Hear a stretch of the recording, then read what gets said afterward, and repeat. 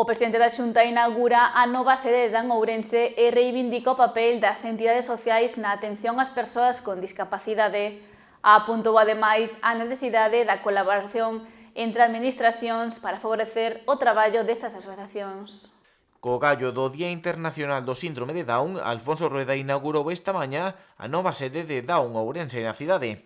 Dende alí reivindicou o papel desta entidade na axuda a persoas con discapacidade. Agradeceu tamén ás familias o traballo constante, asegurando que a Xunta estará sempre á súa disposición, sabendo que, iso sí, queda aínda moito por facer. Sempre que estou nunha asociación que traballa coa discapacidade, veño a agradecer.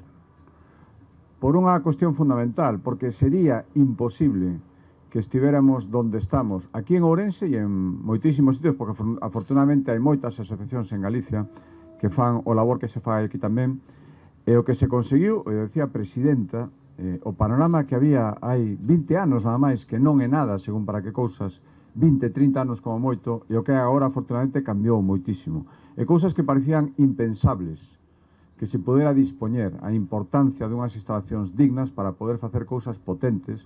Estas novas instalacións contan cun espazo de máis de 800 metros cadrados repartidos en dúas plantas con capacidade para atender a 150 usuarios.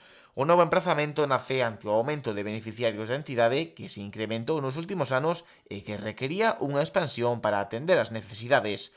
Conta coa colaboración da Xunta de Galicia, que chega a 313.000 euros, a Deputación de Ourense, a 11 e ao Concello, ademais de contribucións propias de Down Ourense.